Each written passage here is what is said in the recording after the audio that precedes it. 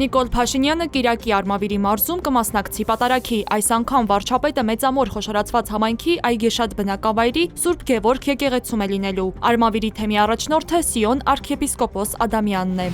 Դեկտեմբերի 12-ին ժամը 12:00-ից 15:00 ընկած ժամանակահատվածում Տավուշի մարզի Բերքաբեր գյուղից 1 կիլոմետր դեպի հյուսիս-արևելք իրականացվելու են պայթեցման աշխատանքներ։ Հայաստանի պաշտպանության նախարարությունից հարակից հատվածի բնակչությանը հորդորում են չանհանգստանալ։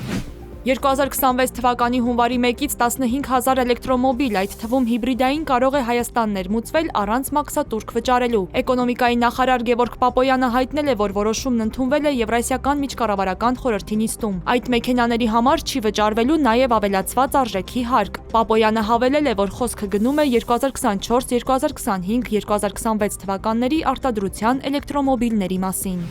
Եվրասիական տնտեսական հանձնաժողովի փոխանցմամբ 2024 թվականին Հայաստանի եւ ԵՏՄ գործընկերների միջև ապրանքաշրջանառությունը բնութագրվել է կտրուկ աճով։ Ընթացիկ տարում դրական դինամիկա է դիտվել Հայաստանից ԵՏՄ երկրներ արտահանվող որոշ սննդամթերքի եւ գյուղատնտեսական ապրանքների խմբերում։ Հատկապես աճել են բանջարեղենի, մրգերի, ծաղիկների, պահածոյացված արտադրանքի արտահանված ծավալները, ինչպես նաեւ առանձին էլեկտրոնային սարքավորումների եւ կոշիկի արտահանումը։ Միևնույն ժամանակ զգալի նվազում է արձանագրվել ֆերոհալվածքների, մոլիբդենի հանքաքարերի եւ կոնցենտրանտների, ինչպես նաեւ տեքստիլ արդյունաբերության որոշ ապրանքային դիրքերի արտահանման մեջ։ Եվրասիական տնտեսական հանձնաժողովի գնահատմամբ 2026 թվականին սպասվում է առևտրի չափավոր, բայց կայուն աճ։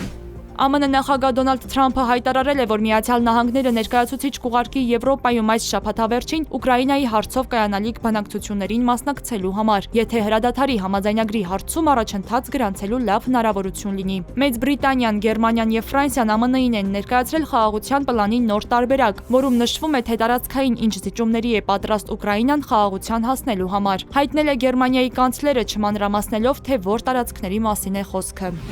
Վենեսուելայի նախագահ Նիկոլաս Մադուրոն Բելարուսը դիտարկում է որպես հնարավոր ապաստան, եթե Թրամփը երաշխավորի իր ընտանիքի անվտանգությունը եւ թույլ տա նրան երկրից դուրս բերել $200 միլիոն։ Հաղորդում է Reuters-ը։ Նշվում է, որ Լուկաշենկոն լավ հարաբերություններ է ունեցել Վենեսուելայի հետ։ Նոան մոտ է դառնալու առաջին հայկական ակումբը, որը կխաղա Եվրագավաթների փլեյ-օֆում։ Կոնֆերենցիաների լիգայի 5-րդ տուրում Հայաստանի չեմպիոն եւ գավաթակիր Նոան 2-1 հաշվով կամային հաղթանակի հասավ Լեհական Լեգիայի նկատմամբ եւ գործնականում ապահովեց փլեյ-օֆի ուղեգիր։